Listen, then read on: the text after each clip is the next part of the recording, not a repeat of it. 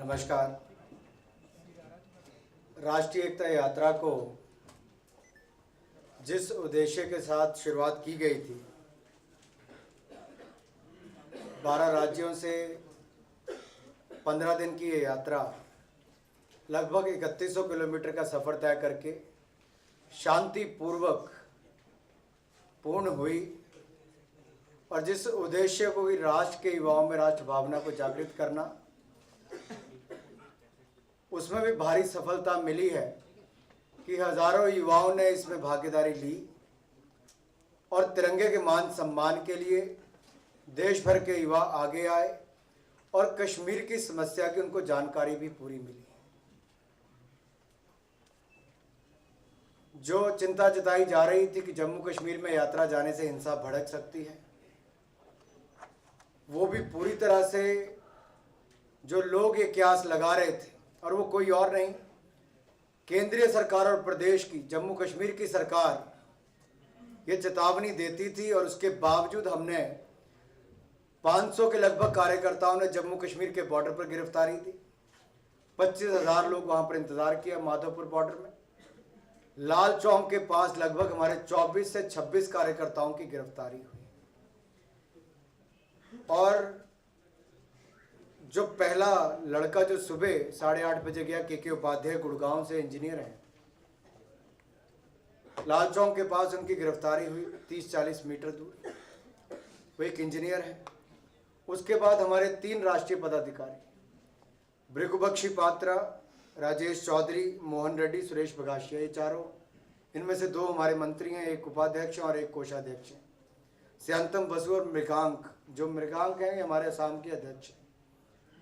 जितना पीटा गया है इनको, उन सब के चित्र में मैं आपको दिखाता हूँ। लेकिन इसके बाद जो गुजरात के अध्यक्ष के प्रदीप सिंह वघेला, हर्ष सांघवी वहाँ के महामंत्री हैं, अल्पेश, ये जो हमारे सामने खड़े हैं, इनकी बाजू तोड़ दी है। अभी इनको बुलाते हैं करके, लेकिन मैं अपनी कोई बात खत्म करके। और शशिकांत भाई, इन लोगों को, राजस्थान के हमारे 12 कार्यकर्ता, जितेंद्र मीना, वरिंदर सिंह खिंची, दोनों वहाँ के उपाध्यक्ष हैं, लखविंदर सिंह, विजय उपाध्याय, विनोद रावत, भूपिंदर चौधरी, अशोक भाटी, आरपी सिंह, शिखा राय, आरपी सिंह और शिखा राय। आरपी सिंह हमारे वहाँ के सह प्रभारी हैं जम्मू कश्मीर के। शिखा राय दिल्ली की महिला मोर्चा की अध्यक्षा है। हिरेन मिश्रा जी, जितेंद्र गुप्ता जो हमारे बंगाल के, अकेले वहाँ पर गए, केवल यासीन मलिक की चुनौती स्वीकार करके वहाँ पर गए। और निधि शेखर, राकेश यादव, ये लोग सब वो हैं जो ये दिखाना चाहते थे हिंदुस्तान के युवा आज वो चुनौती स्वीकार की है, जो चुनौती किसी और ने नहीं, अलगाववादियों ने दी थी। हम लाल चौक पर गए, हमने वहाँ पर तिरंगा जाकर लहराया। आज कुछ सेक्शन के मीडिया ने कहा कि बीजेपी झंडा फहराने में नाकामयाब रही।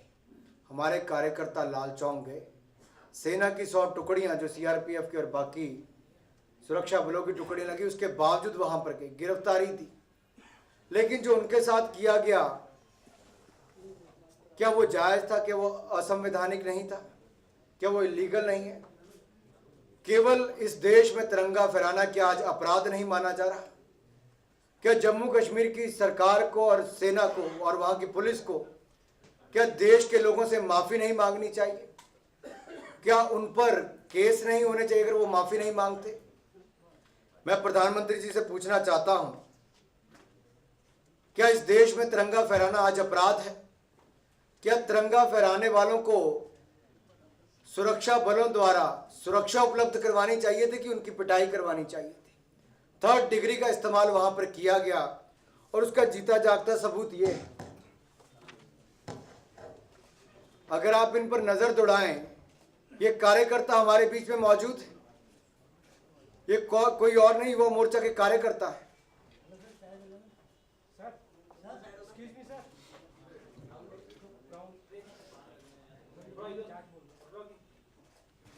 ऐसे 14 फोटोग्राफ आपके पास बाहर लगे, कई सैकड़ों फोटोग्राफ ऐसे हमारे पास है, बाहर डिस्प्ले बोर्ड पे लगे हुए हैं।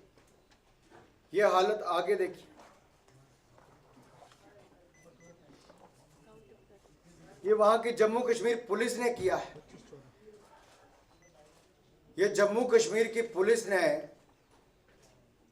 जिन्होंने कहा कि क्या हिंदुस्तानी और गालियां निकाल के साथ में कि यहां पर आ गए हैं। क्या कश्मीर हिंदुस्तान का हिस्सा नहीं? आज ये प्रश्न देश की जनता प्रधानमंत्री जी से पूछती है। जो उमर अब्दुल्ला हर हफ्ते यहां पर आते हैं, क्या दिल्ली में हम भी उनका घेराव करके यही करें? हमने शांतिपूर्वक ढंग से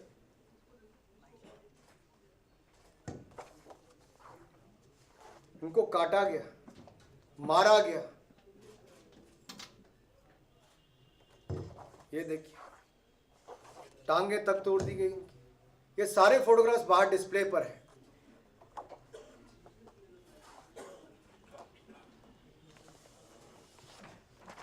जब हमारे कार्यकर्ता जेल में थे तो एक तरफ उनकी पिटाई चल रही थी, दूसरी तरफ यासीन मलिक को मोबाइल पर बात करते पाया गया, सिगरेट देते पाया गया, उनके कार्यकर्ताओं को चाय देते पाया गया। क्या राष्ट्रवादियों के साथ ऐसा व्यवहार किया जाए और जो देश के गद्दार हैं, अलगाववादी हैं, उनकी खातिरदारी वहां पर की जाए? आज ये प्रश्न देश के युवा देश के प्रधानमंत्री से पूछते हैं। एक तरफ जो देश भर में से युवा आना चाहते थे जम्मू कश्मीर, उनकी ट्रेन को हाईजैक करके वापस ले गए, ट्रेन कैंसिल कर दी गई। लीडर ऑफ ऑपोजिशन दोनों सदनों के उनको जेल में रखा गया। वहीं पर 3rd डिग्री का इस्तेमाल मेरे इन कार्यकर्ताओं के ऊपर किया गया। मैं उन सबसे अनुरोध करता हूं कि कृपया करके यहां पर आगे आए। अल्पेश जी आप आगे आए, शशिकांत भाई आप आए, प्रदीप सिंह जी आप आए, हमारे भृगुपक्षी पात्रा जी हैं। आप लोग अपनी बाजू भी दिखाइए जरा, एक किस तरफ आ जाए, किस तरफ आए। जो फ्रैक्चर्स हुए, जिनको चोट लगी, आप अपनी साइड्स दिखाएं। ये केवल हमने नहीं, इनकी बाजू नहीं दिखेगी नहीं। जिनको चोट लगी आप अपनी साइड दिखाइए। देखिए नील, देखिए इनके, जिनकी टांगे, अपनी टांगे दिखाइए, टांगे तक तोड़ दी। क्या आज देश के युवाओं को ऐसा जुल्म सहना पड़ेगा अपने देश के अंदर? क्या 1953 से पहले की परिस्थिति आज इस देश की सरकार ने पैदा नहीं कर दी? शांतिपूर्वक जिन्होंने झंडा निकाला, हाथ में झंडे को तार तार कर दिया जे.एंड.के पुलिस ने। जे.एंड.के पुलिस ने हिंदुस्तान के झंडे को इनसे छीना, उसको फाड़ा। क्या उनके ऊपर केस नहीं चलना चाहिए? क्या वो तिरंगे का अपमान नहीं? क्या इस देश की सरकार ने तिरंगा फहराने से रोका? क्या वो अपराधी नहीं है? मैं तो धन्यवादी हूं देश के युवाओं का, जो हजारों की संख्या में तिरंगे के सम्मान के लिए आगे आए। और ये यात्रा यहीं पर खत्म नहीं होती। हम इस मुद्दे को लेकर देश के लोगों के बीच में जाएंगे। हर यूनिवर्सिटी, हर कॉलेज, हर मंडल तक लेकर जाएंगे कि जिन लोगों ने आजादी हमें दिलाई, जिस तिरंगे के मान सम्मान के लिए, और ये सुप्रीम कोर्ट ने कहा है कि जब हम अपने अस्तित्व की लड़ाई लड़ रहे हैं, तब ये तिरंगा ही देश के लोगों को इकट्ठा करता है, हर धर्म के लोगों को इकट्ठा करता है अपने अस्तित्व की लड़ाई लड़ने के लिए। आज इन युवाओं के मुझे हाल देखकर परेशानी होती है, दुख होता है कि इस देश की सरकार को जो साथ में आना चाहिए था, उन देश के युवाओं के खिलाफ खड़ी हुई है। जो प्रधानमंत्री जी महंगाई नहीं रोक पाए, अर्थशास्त्री होते हुए भी, जो एक साफ छवि वाले प्रधानमंत्री आज भ्रष्टाचार वाली ऐसी सरकार को चला रहे हैं। आज वो कमजोर प्रधानमंत्री कहेंगे जो अलगाववादियों का समर्थन दे रहे हैं। आज इन युवाओं का हाल आपके सामने है। आज देश की जनता उनसे प्रश्न पूछती है, क्या तिरंगे का सम्मान करना आज के युवाओं का अधिकार नहीं? अगर है तो प्रधानमंत्री जी को और वहां की सरकार को माफी मांगनी चाहिए। अगर वो माफी नहीं मांगते तो हमारे पास कानून का सहारा लिए बिना और कोई चारा नहीं, हम वो भी करेंगे।